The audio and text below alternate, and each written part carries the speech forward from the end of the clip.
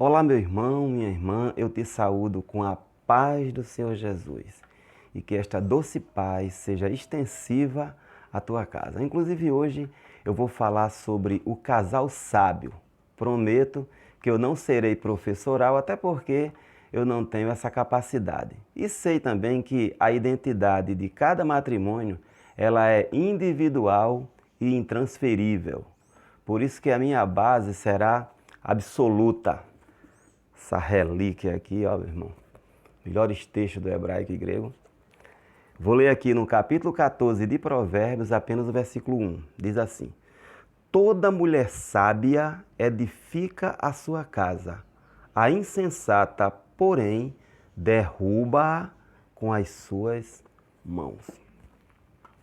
A ideia que se tem desse texto, desde os primeiros passos no Evangelho, essa coisa da responsabilidade plena da mulher na edificação do lar, ela não tem consistência e não é exatamente isso que o sábio está falando.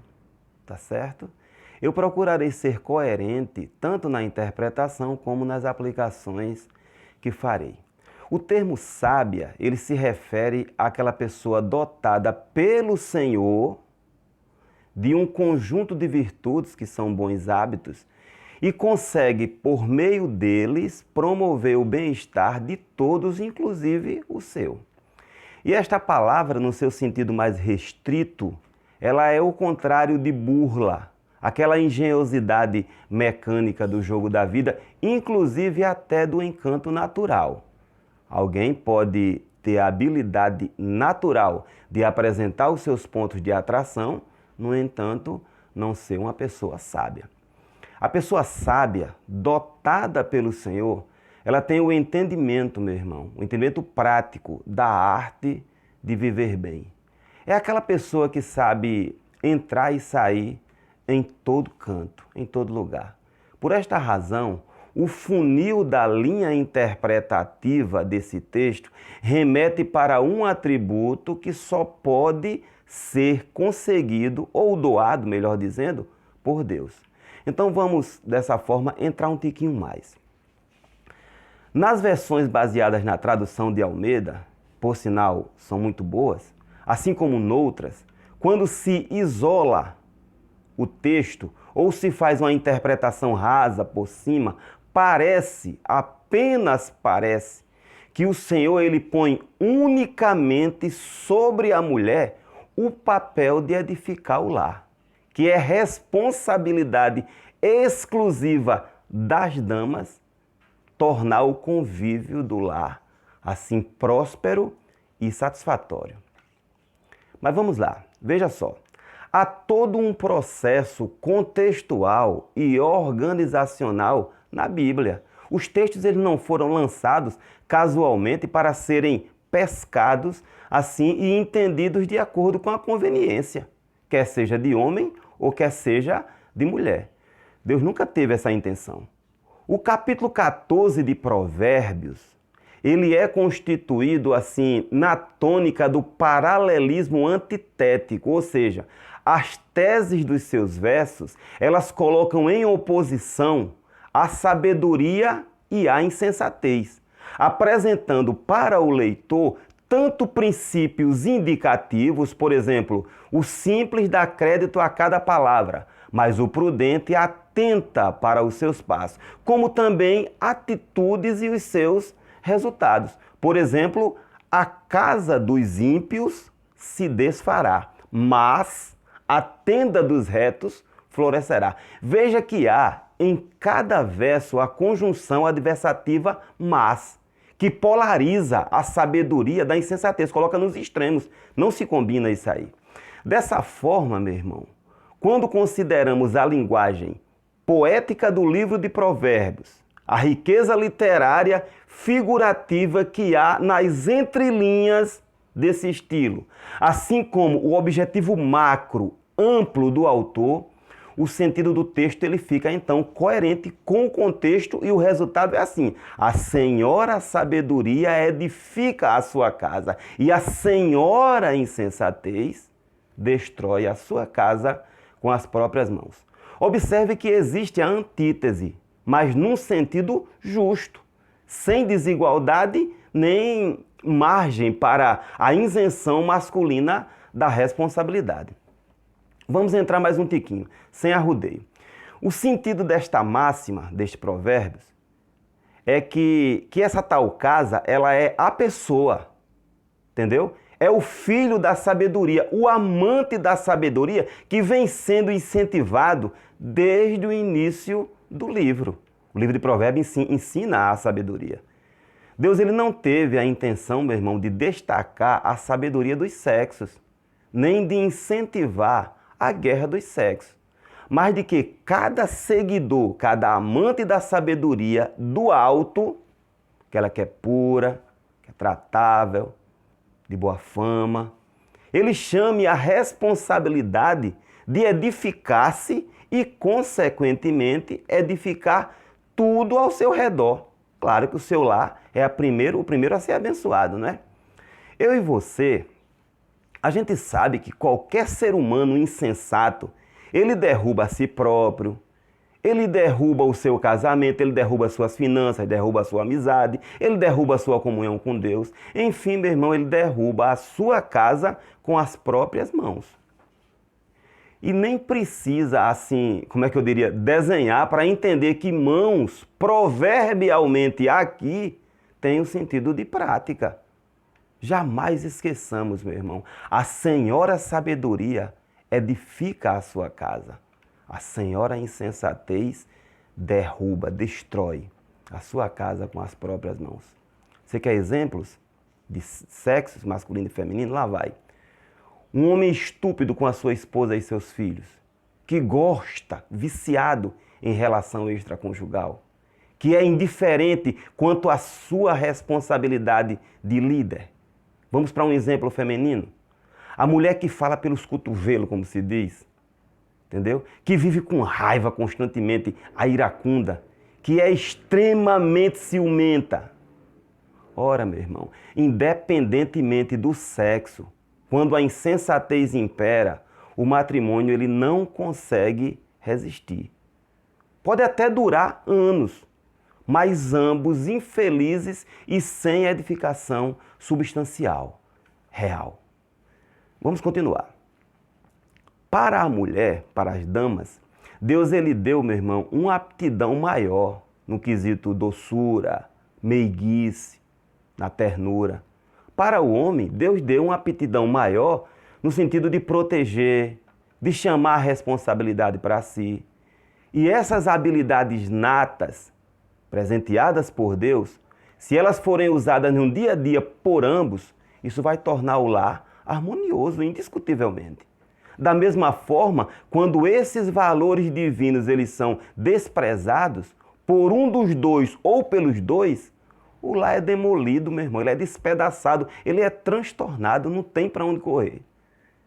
E Deus deu esse presente exclusivo para a mulher e, como ela é aquela que é mais centrada no lar, apesar de toda a revolução feminina, isso dá para a mulher a capacidade de promover o espírito de equipe no lar. Por quê? Porque a capacidade de amar, ela é inerente à personalidade feminina. Tanto é, meu querido, minha querida, que Deus ele delega imperativamente que o homem ame a sua mulher. Para a mulher, Deus não precisou dizer isso.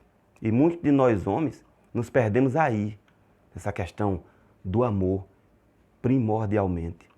Nós somos norteadores deste amor.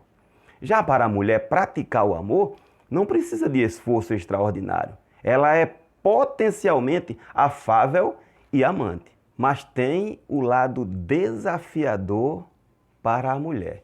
E se torna cada vez mais difícil devido a esse encorpamento que a independência feminina vem tomando. Chama-se submissão. Eu já pesquisei exaustivamente um sentido que fosse diferente, mas a Bíblia ela é decisiva. Para o homem, para mim e para você, meu irmão, é dada a responsabilidade de nortear o amor no lar. A nós é dada a batuta do amor. E à mulher é dado o desafio Isso mesmo, minha irmã. Da submissão à liderança do homem. Lembrando que submissão não é subserviência, né? Quando os dois entendem os seus papéis, o lar ele fica gostoso. Inclusive fica até prazeroso de tirar essa quarentena. Quando o homem ele consegue conquistar o coração da sua mulher, meu irmão, pelos valores dele como indivíduo, não pelo fator consciência da mulher temente a Deus, tranquilamente ela manifesta a disposição de se resignar mais docilmente. A mulher, quando amada, ela admira naturalmente o seu homem em todos os aspectos vitais do relacionamento. E ela entende, nesse caso, a definição espiritual do conceito de temor ao Senhor. Por isso que a senhora sabedoria edifica a sua casa e a senhora insensatez destrói a sua casa com as próprias mãos. Quando o texto de Provérbios 14:1 ele é visto num aspecto da edificação da minha casa, como indivíduo, a boa vontade e a habilidade do casal se multiplicam. É aí que nasce nele a consciência e a disposição de conquistar a mente feminina submissa. E nela, na fêmea, o desejo de facilitar para ele alcançar o seu objetivo porque ela se sente amada. Responsabilidade é mútua, não tem para onde correr. Nunca erra só um. E Deus age, meu irmão, nos corações quando Ele percebe, quando Ele sente, quando Ele sabe que há boa vontade. Fato é que quando se sobrecarrega a mulher e isenta o homem da responsabilidade no quesito edificação do lar, simplesmente se despreza a saúde da interpretação e o bom senso. Quando o sábio diz, toda mulher sábia edifica sua casa, a insensata, porém, derruba-a com as suas mãos, ele não está falando de uma liberação divina para o egoísmo ou oportunismo masculino, não.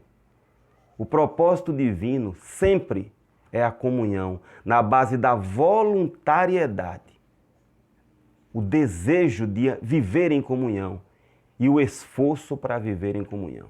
Ninguém é doido. Todo mundo sabe que existem homens que destroem o seu lar, mesmo tendo ao seu lado, meu irmão, uma mulher sábia presenteada por Deus. E vice-versa. Há mulheres também que Deus lhe presenteia o homem e ela de repente deixa fugir entre os dedos, ou mesmo lança fora. E não há matrimônio que se estabeleça quando a estupidez e os desvarios, eles são presentes de forma constante no lar. A proposta central da Bíblia é facilitar essa coisa da conciliação.